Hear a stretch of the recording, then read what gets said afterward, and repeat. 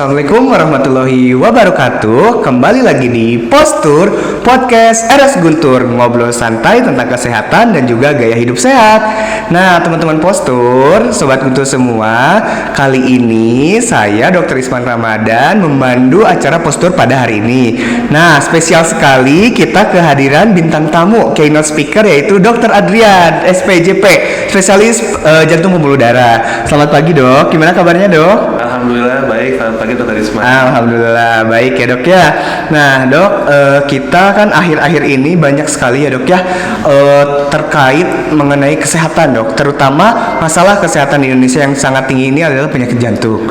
Gitu ya, Dok ya. Nah, kalau misalkan dokter sendiri nih, Dok, selama jadi dokter jantung gimana, Dok, perasaannya, Dok?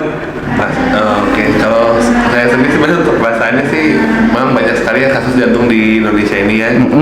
Merasa selama praktek sebagai dokter jantung banyak sekali pasien jantung dari yang usia muda sampai usia tua gitu ya. Jadi memang banyak banget sih gitu. Banyak ya, Dok ya. Jadi bermacam-macam usia ya, laki-laki, perempuan, usia dari muda dan juga tua. Nah, Dok, penyakit jantung di Indonesia ini kan menyebabkan angka kematian tertinggi ya, Dok ya, di Indonesia ini. Yang dimaksud dengan penyakit jantung dan pembuluh darah itu apa sih, Dok, sebenarnya? Jadi kalau yang dimaksud dengan penyakit jantung dan pembuluh darah itu adalah segala penyakit yang menyebabkan gangguan baik secara struktur ataupun fungsi dari jantung dan pembuluh darah itu sendiri. Jadi bisa macam-macam ya jenisnya, bisa bengkak jantung, bisa penyumbatan pembuluh darah, bisa penyakit katup jantung, bisa penyakit bocor jantung bawaan, bisa penyakit di pembuluh darah balik, pembuluh darah nadi, itu banyak sekali sih. Banyak sekali ya, berarti jantung yang diakibatkan adanya kondisi ketika aliran darah jantung kali, Dok ya, yang terganggu akibat suatu penyempitan. Salah satunya itu. Salah satunya ya, Dok. Siap. Dok, kalau misalkan penyakit jantung ini di Indonesia nomor berapa sih, Dok, sebenarnya? Kalau nomor secara apa? Secara jumlah? Secara urutan lah, kan ada penyakit stroke, jantung gitu ya. Itu kalau yang di Indonesia. Yang saya tahu sih data dari WHO itu penyebab kematian kedua nomor saya paling tinggi di dunia sebenarnya. Di dunia kedua ya, Dok ya. Iya, berarti teman-teman sobat Guntur semua, bagi kalian menyayangi jantung kalian sendiri bahwa penyakit jantung ini nomor 2 ya, Dok ya, di dunia. Itu terbanyak gitu. Mungkin setelah stroke kali, Dok, atau mungkin yang pertama ya banyak stroke ya, Dok. Jantung banyak sekali ya, Dok ya. Iya, Dok. Gitu ya. Iya. Sebab stroke dan jantung juga memang saling berkaitan juga. Berkaitan ya, Dok ya. Dari jantung bisa menyebabkan stroke juga, terus juga patofisiologinya atau penyebabnya juga sama ya gitu. Jadi penyumbatan pembuluh darah. Kalau stroke kan penyumbatan pembuluh darah di otak gitu. Kalau jantung dia penyumbatan pembuluh darah di jantung ya, terutama koroner ya kalau yang koroner gitu ya. Oh iya. Terus secara umum sih kita nggak ada data yang menyebutkan jumlah terbanyak itu gitu. Memang yang saya baca terakhir itu dia penyebab kematian nomor 2, kematian terbanyak nomor 2 gitu. Iya, benar sekali, Dok. Dalam hitungan menit ya, Dok ya. Detik bahkan menit. Ya, kalau untuk jantung memang cepat biasanya tuh. Betul. Tapi kalau yang tadi yang saya bilang yang penyakit jantung penyumbatan koroner serangan jantung gitu ya. Itu cepat sekali gitu. Kejadiannya dan fatal biasanya. Fatal ya, Dok ya. Siap. Nah, bagian yang penting, Dok, apa saja sih, Dok, faktor yang menyebabkan salah satu penyakit jantung dan pembuluh darah ini, Dok?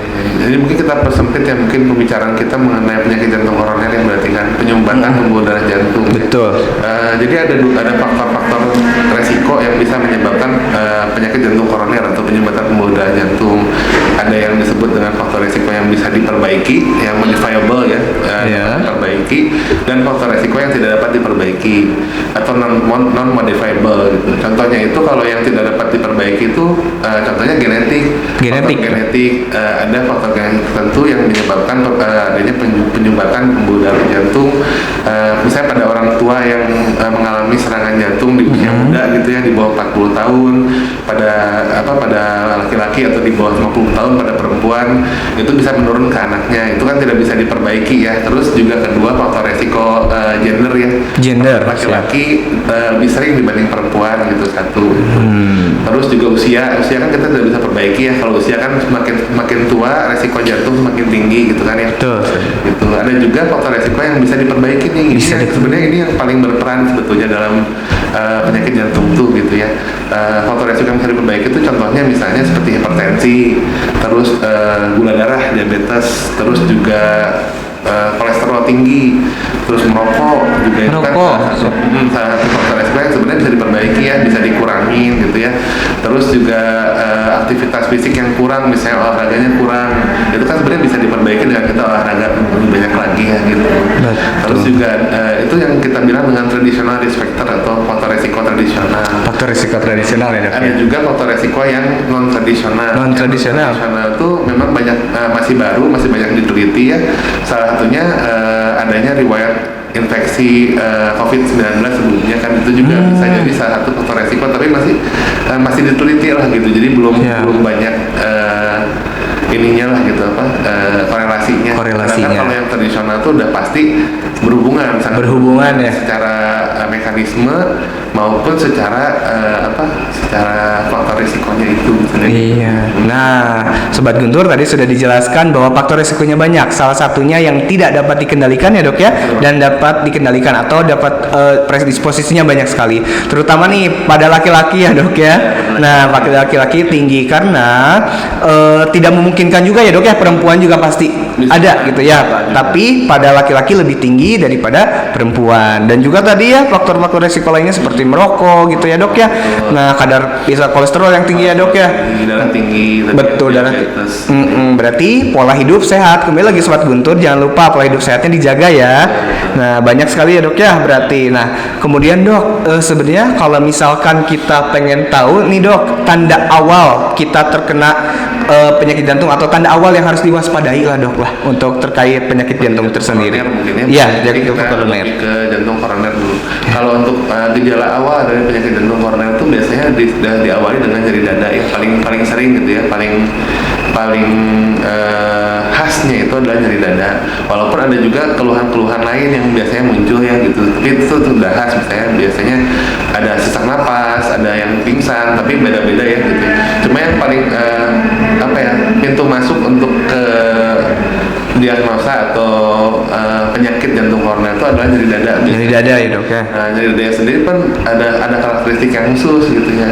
Jadi ada yang dibilang dengan penyakit koroner kronis, ada penyakit koroner akut ya. Kita bicara yang kronis dulu nih, misalnya yang jangka panjang. Kalau akut sama kronis kan bedanya itu, kalau akut tuh mendadak biasanya. Kalau kronis tuh udah berkepanjangan misalnya seperti itu. Kalau untuk yang kronis sendiri keluhan utamanya nyeri dada. Nyeri dadanya tuh khas untuk jantung. Khas ya dok ya. Ada 3 karakteristik utama. Pertama, nyeri dadanya tuh nyeri dada tengah, seperti dihimpit atau ditimpa benda berat. Kedua, dia dipengaruhi sama aktivitas. Kalau aktivitas sih misalnya jalan kaki atau naik tangga, rasa tuh sakit dadanya gitu ya. Kalau lagi istirahat. Yang ketiga, dia membaik dengan istirahat. Membaik dengan istirahat ya dok ya. Kalau pasiennya istirahat, hilang tuh nyeri dadanya. Nah, itu dibilang dikatakan dengan nyeri dada khas jantung koroner gitu ya. Nah, itu untuk yang kronis. Tapi kalau untuk yang akut, biasanya terjadi mendadak nyeri dada seperti ditindih, bisa disertai dengan adanya keringat dingin, sesak nafas, mual muntah, dan biasanya pada saat istirahat kalau yang akut ya gitu ya. Walaupun bisa juga yang akut tuh pada saat aktivitas gitu. Biasanya aktivitas jalan jauh naik tangga baru kerasa. Sekarang jalan sedikit kerasa. Nah, itu bisa dianggap sebagai suatu sindrom koroner akut juga gitu. Oh iya, berarti ada faktor yang mempengaruhi ya dok ya terkait penyakit jantung koroner ini. Ada pertanyaan juga dok, kemarin di Instagram sempat saya baca, apakah semua nyeri dada pasti penyakit jantung atau tidak dok katanya? Nah, itu pertanyaan bagus ya. Jadi kalau untuk nyeri dada tuh sebenarnya bukan cuma punya jantung, karena banyak penyebab lainnya nyeri dada gitu. Paru-paru juga bisa nyeri dada. Terus yang punya sakit lambung juga bisa nyeri dada. Bisa nyeri dada. Terus otot juga bisa menyebabkan nyeri dada. Bisa. Jadi tidak harus jantung ya dok ya, karena di organ tubuh kita ada dada, ada jantung, ada paru dan juga ada otot. Jarang juga bahkan ada juga yang lambung ya dok ya. Nah, biasanya para pecinta kopi nih dok. Nah, itu yang suka tiba-tiba aduh udah minum kopi asam lambungnya naik jadi nyeri dada. Apakah saya jantung gitu kan? Sering kayak gitu ya dok ya. Sering banget sih gitu ya. Dan memang kita harus mempertimbangkan juga tadi faktor risiko ya. Faktor risiko ya dok ya. Jadi kalau masih muda 16 tahun, 17 tahun nyeri dada gitu ya. Ya mungkin kita bisa lebih cenderung ke yang lambung atau yang paru-paru yang lain gitu ya. Atau ada keluhan lain penyerta misalnya batuk-batuk lama udah berbulan-bulan, nah itu mungkin jangan-jangan dari paru-paru gitu. Dari paru-paru ya dok ya. Baik dokter. Nah dok, kalau misalkan kan penyakit jantung juga kan biasanya orang dulu bilang bahwa hanya menyerang orang tua.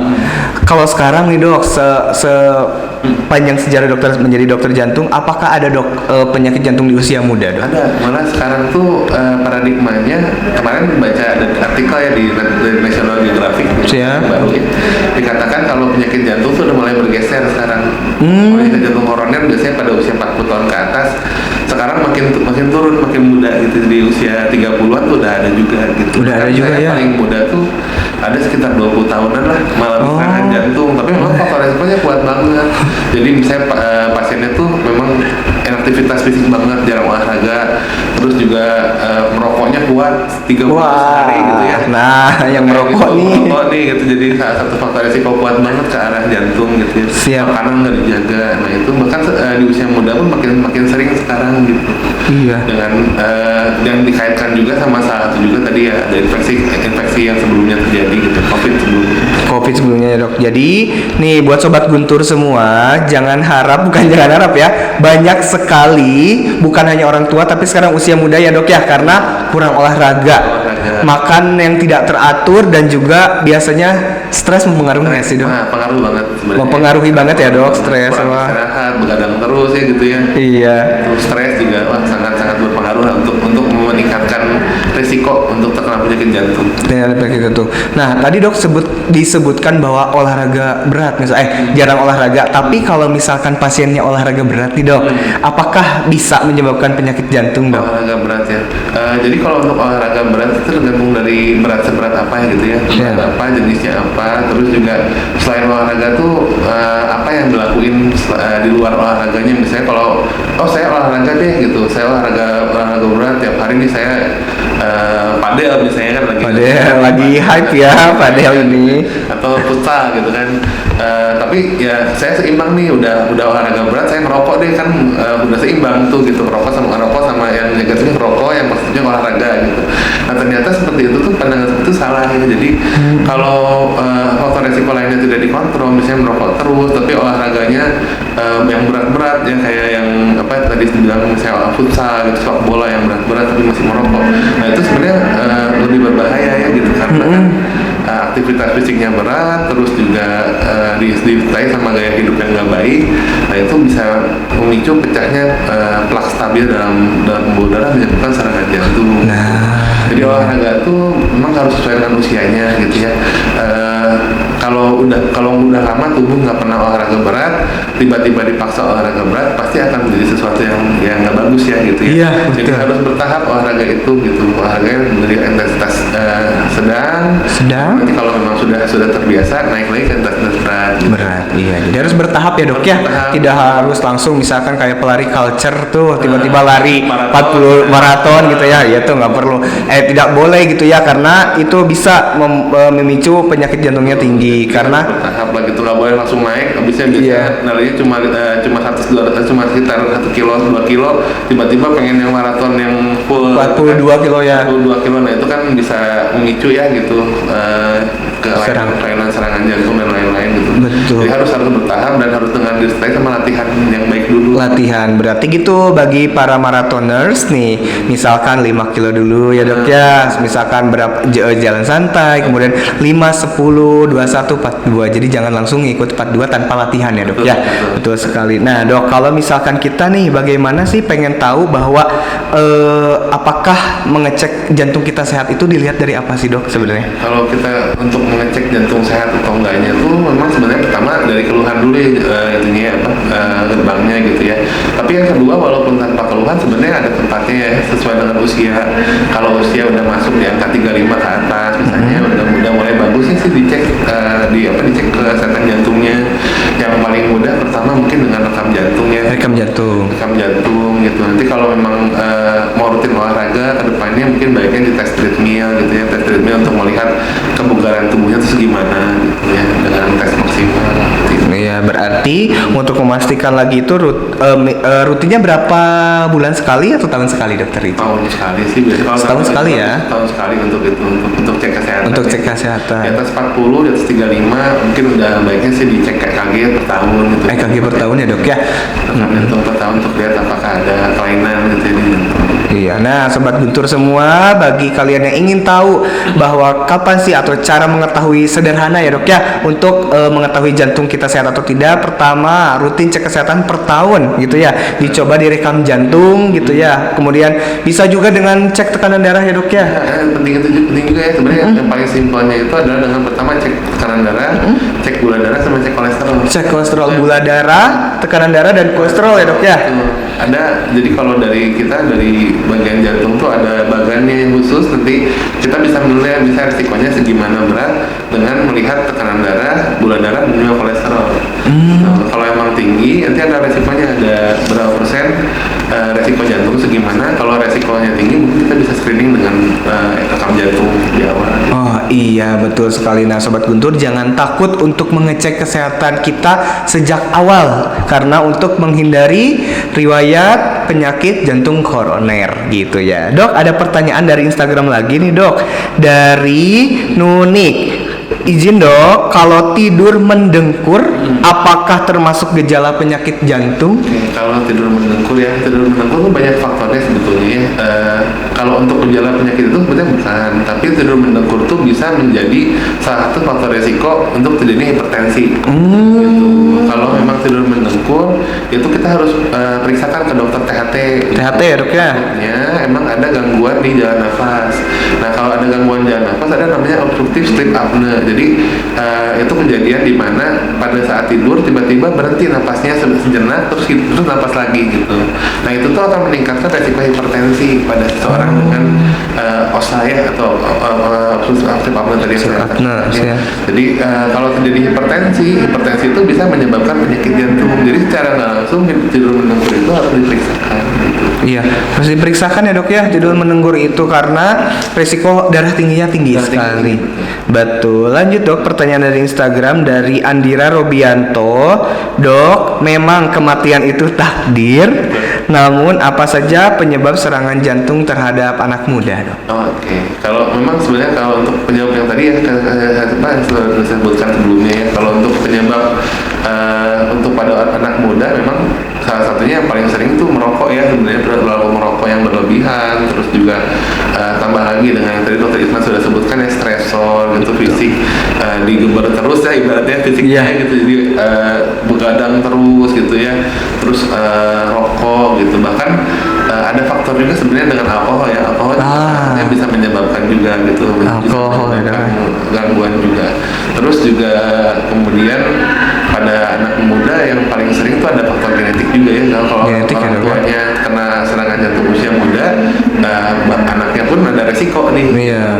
Jadi untuk terkena serangan jantung di usia muda. Mungkin harus diperiksa genetiknya, tapi kalau di kita sih mungkin di Indonesia udah jarang ya, belum jarang ya dok ya. Pemeriksaan genetik. Iya, nah dok, supaya makin jelas nih dok, boleh nggak dijelaskan dok apa saja langkah-langkah praktis untuk pengendalian faktor resiko terhadap mencegah terjadinya penyakit jantung koroner? Nah, kalau untuk langkah praktisnya sih, kalau dari Kemenkes itu ingat cerdik ya. Iya cerdik ya dok ya. Cek kesehatan bersama, terus menjaga asap rokok gitu, jadi nggak merokok lagi. Kalau yang udah pernah merokok, berhentilah merokok gitu ya. Terus berkalanya tuh seberapa lama sih cek kesehatan ya, mungkin tahun sekali ya. Setahun sekali ya dok ya. Ada program tuh dari Kemenkes ya, CKG itu sangat bagus sekali sebetulnya, dengan sering dicek kan kesehatan, jadi tahu ya ada penyakit apa atau enggak gitu ya. Terus rajin beraktivitas, olahraga yang rajin gitu ya. Olahraga yang direkomendasikan itu kalau untuk populasi umum misalnya itu tuh dengan intensitas sedang atau intensitas berat ya gitu ya. Intensitas sedang itu dengan durasi 150 sampai 300 menit per minggu gitu. Menit per minggu Jadi kurang lebih tuh minimalnya banget nih gitu. 5 kali seminggu 30 menit, setengah jam aja cukup gitu ya. Intensitas sedang tuh contohnya misalnya kita jalan kaki, jalan santai gitu ya, dengan target ya dengan target tertentu lah gitu ya. Terus kalau intensitas berat 75 menit sampai 150 menit per minggu. Nah, itu juga memang baiknya seperti itu gitu. Terus selain itu juga dietnya harus seimbang nih gitu. Pertanyaan yang paling sering saya dapetin dari pasien-pasien saya tuh, dok nggak boleh makan apa? Iya betul, nggak boleh makan apa ya dok ya? Ya, jadi diet seimbang. Jadi intinya sih sebenarnya yang penting seimbang. Seimbang tuh jadi jangan berlebihan gitu kan. Makan makanan yang sehat, buah-buahan gitu ya. Buah-buahan. Sayuran.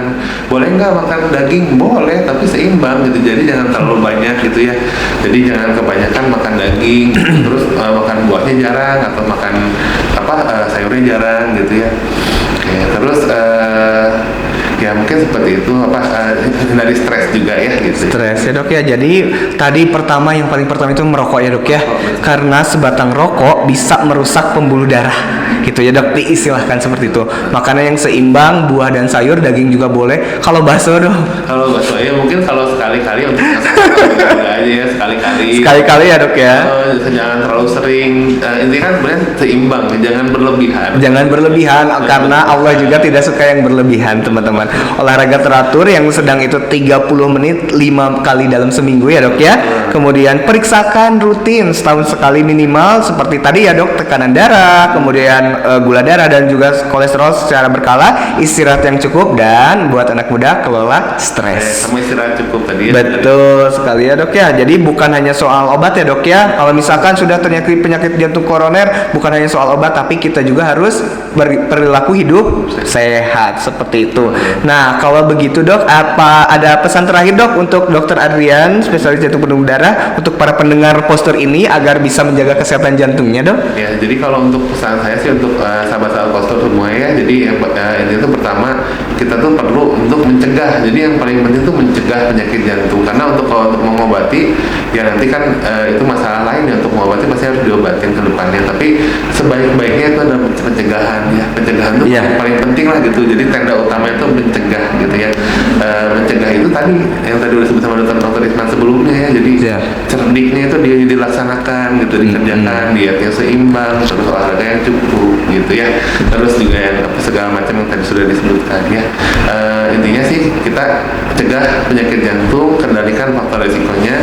Insya Allah mudah-mudahan sahabat postur semua di sini sehat gitu ya. Betul, kenali faktor risiko dan juga mulai kendalikan diri dari sekarang. Nah, setuju sekali ya dok ya, karena kesehatan jantung kita adalah tanggung jawab kita sendiri ya dok ya. Nah, mungkin terima kasih banyak atas waktunya Dokter Adrian, spesialis jantung pembuluh darah, dan juga untuk semua para pendengar postur yang sudah menyimak. Semoga obrolan kali ini bisa menginspirasi kita untuk lebih peduli ya dok ya terhadap kesehatan jantung. Jangan lupa sobat postur semua untuk tetap stay tune di postur untuk next tentang penyakit-penyakit selanjutnya di dalam postur atau yang lainnya ya dok ya. Episode yang lainnya. Sampai jumpa di episode berikutnya. Saya Dr. Isman Ramadan pamit undur diri. Wassalamualaikum warahmatullahi wabarakatuh.